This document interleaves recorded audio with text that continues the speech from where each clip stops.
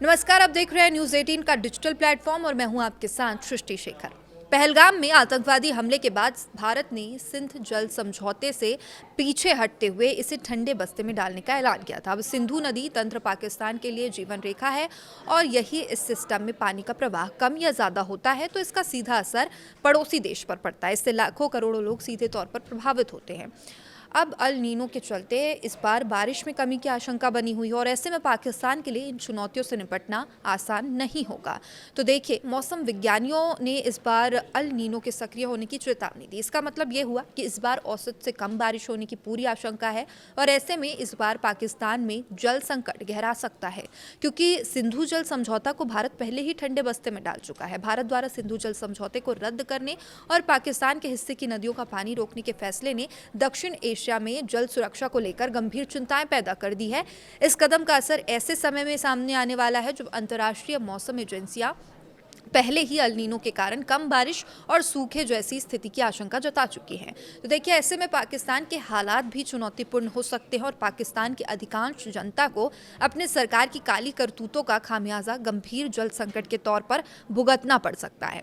दूसरी तरफ कम बारिश होने के बावजूद भारत के पास सरप्लस वाटर रहने की संभावना है, जिसका इस्तेमाल खेतीबाड़ी के साथ साथ पेयजल के लिए भी किया जा सकेगा। और सिंधु जल समझौता जो 1960 में भारत और पाकिस्तान के बीच विश्व बैंक के मध्यस्थता में हुआ था, दोनों देशों के बीच अब जल बंटवारे का आधार रहा है। और इस समझौते के तहत भारत को पूर्वी नदियों रावी, ब्यास और सतलुज का उपयोग करने का अधिकार था, जबकि पश्चिमी नदियों सिंधु, झेलम और चिनाब का अधिकांश जल पाकिस्तान को मिलता रहा है। लेकिन अब भारत द्वारा समझौते को खत्म करने और पानी को रोकने के संकेत से पाकिस्तान की कृषि और पेयजल आपूर्ति पर बड़ा असर पड़ सकता है। पहलगाम में बर्बर आतंकवादी हमले के बाद भारत ने सिंधु जल समझौते को ठंडे बस्ते में डालने का ऐलान किया था और विशेषज्ञों की माने तो पाकिस्तान की लगभग 80% खेती सिंधु नदी प्रणाली यानी कि इंडस रिवर सिस्टम पर निर्भर है।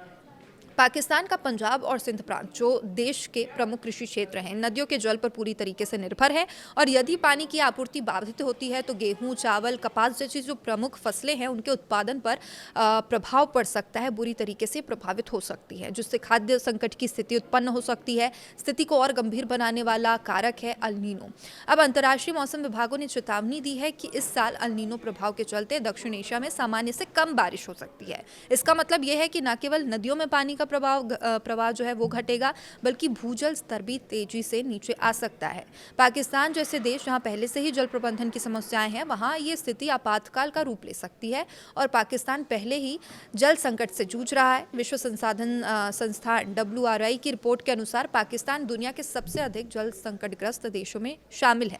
प्रति व्यक्ति जल उपलब्धता लगातार घट रही है और कई शहरों में पेयजल की कमी आम बात हो गई है।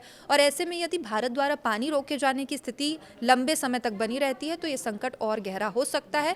अब राजनीतिक स्तर पर भी इस फैसले के दूरगामी प्रभाव हो सकते हैं और पाकिस्तान इस मुद्दे को इंटरनेशनल स्टेजेस पर उठाने की कोशिश कर सकता है, जबकि भारत इसे अपने आंतरिक अधिकार और सुरक्षा से जुड़ा कदम बता सकता है। इससे दोनों देशों के बीच तनाव बढ़ने की आशंका से भी इनकार नहीं किया जा सकता।